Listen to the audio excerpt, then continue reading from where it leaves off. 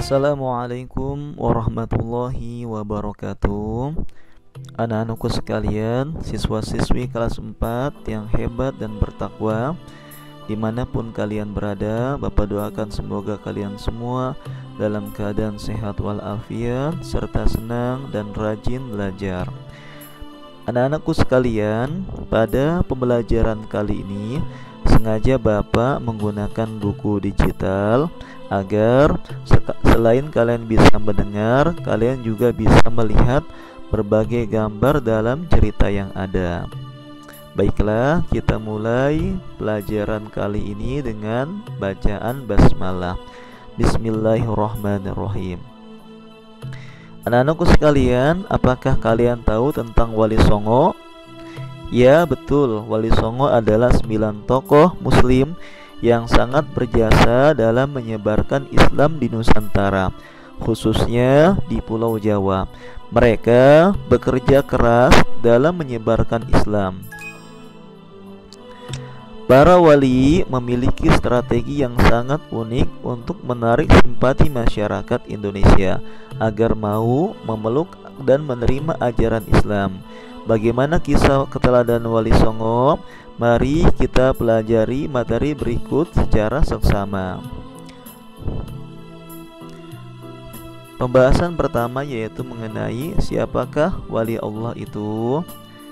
Anak-anakku sekalian, wali Allah adalah orang-orang yang bertakwa kepada Allah.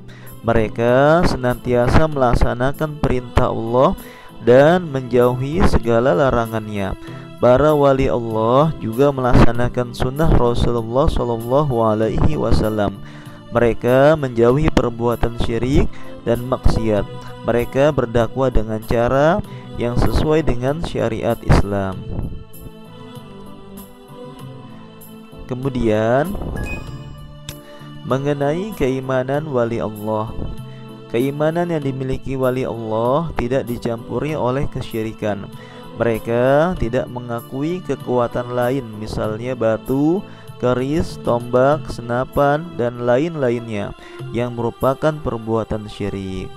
Jadi, wali Allah adalah orang-orang yang bertakwa kepada Allah dan senantiasa melaksanakan perintah Allah serta menjauhi segala larangannya. Lanjut ke pembahasan berikutnya. Pembahasan berikutnya mengenai kisah teladan Wali Songo. Anak-anakku sekalian, kalian bisa lihat bersama ada gambar masjid. Di atas merupakan salah satu peninggalan yang terkenal dari salah seorang Wali Songo, yaitu Sunan Kudus. Oleh karena itu, masjid tersebut dinamai Masjid Menara Kudus. Untuk lebih mengenal tentang siapa Wali Songo itu dan kisah teladan apa yang dapat diambil dari mereka, mari kita pelajari secara bersama. Pertama, Wali Songo yang pertama adalah Sunan Gresik. Sunan Gresik mempunyai nama asli Maulana Malik Ibrahim. Maulana Malik Ibrahim disebut juga Sunan Gresik atau Sunan Tandes. Ia lahir di Samarkand, Asia Tengah, dan wafat di desa Gapura, Gresik, Jawa Timur.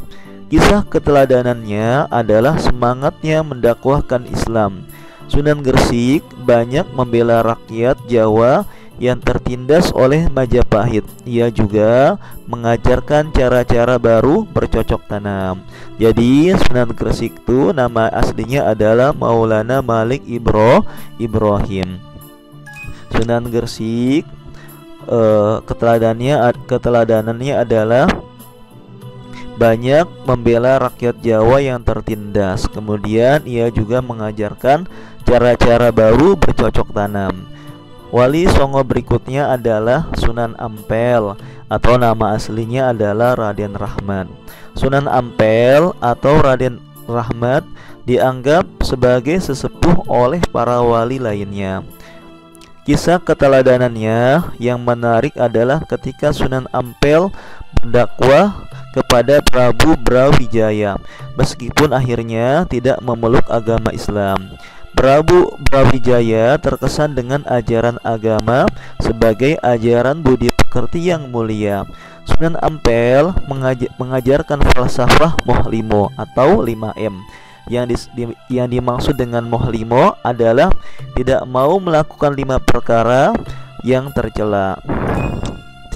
Maksudnya tidak mau melakukan 5 perbuatan yang tercela, yaitu pertama, main atau berjudi, kemudian ngombe atau mabuk-mabukan, ketiga, maling atau mencuri, keempat, madat atau menghisap candu atau ganja, yang kelima, madon atau berzina. Kemudian wali songo berikutnya adalah Sunan Bonang. Sunan Bonang yang nama aslinya adalah Makdum Ibrahim. Sunan Bonang adalah putra Sunan Ampel dan sekaligus muridnya. Jadi Sunan Bonang ini adalah putranya Sunan Ampel sekaligus muridnya. Ia wafat pada tahun 1525. Kisah keteladanannya adalah cara berdakwahnya yang bijak. Sunan Bonang sering menggunakan kesenian rakyat untuk menarik simpati masyarakat. Ia memasukkan alat musik bonang pada seperangkat alat musik gamelan. Oleh karena itu, ia dikenal dengan sebutan Sunan Bonang. Sunan Bonang juga penggubah suluk wijil dan tembang tombo ati. Wali songo berikutnya adalah Sunan Derajat. Sunan Derajat juga putra Sunan Ampel.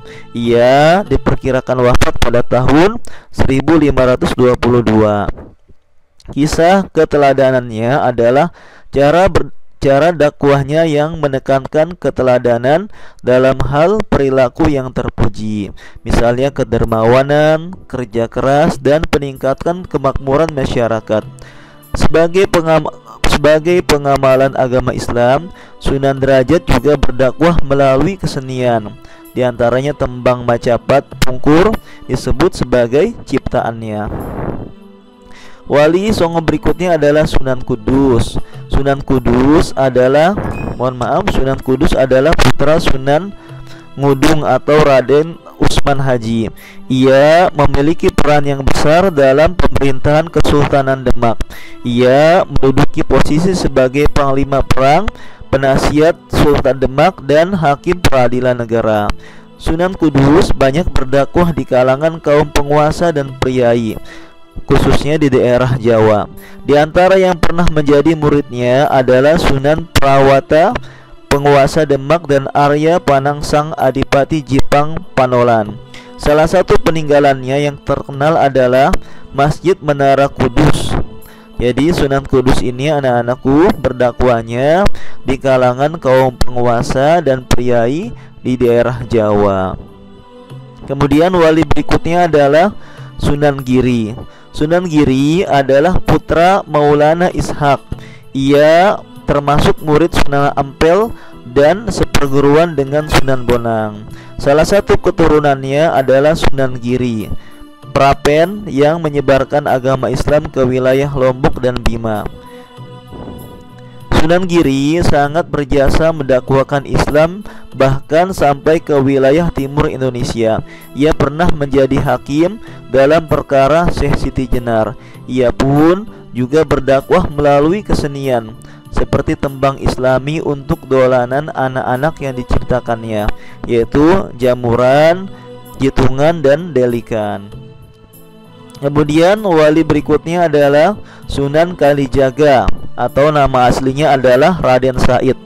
Sunan Kalijaga adalah putra Adipati Tuban yang bernama Tumenggung Wila Tikta atau Raden Sahur atau Sayyid Ahmad bin Mansur atau Syekh Subakir. Ia adalah murid Sunan Bonang.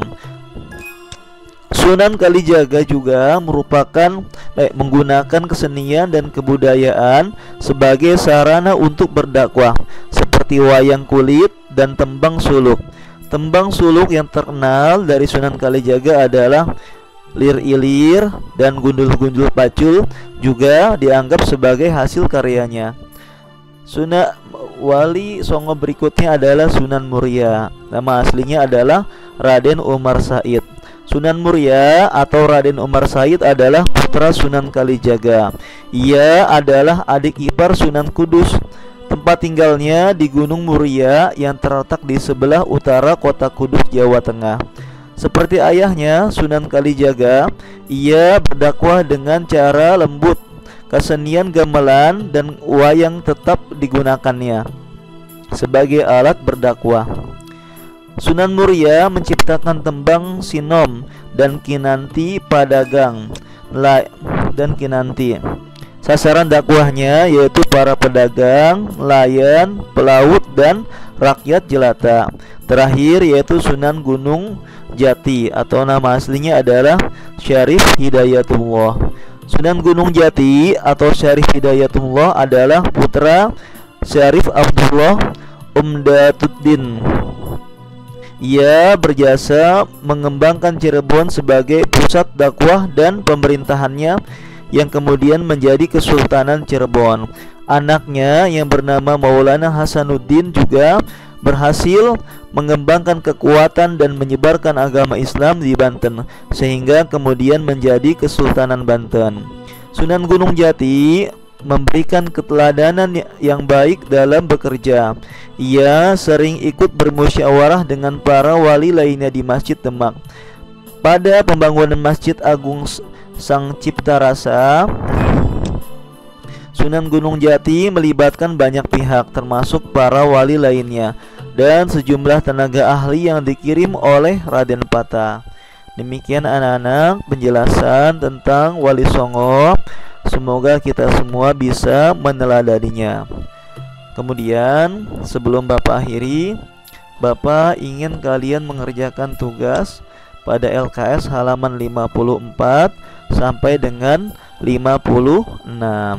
Sengaja Bapak tulis jawabannya agar kalian mudah dalam belajar.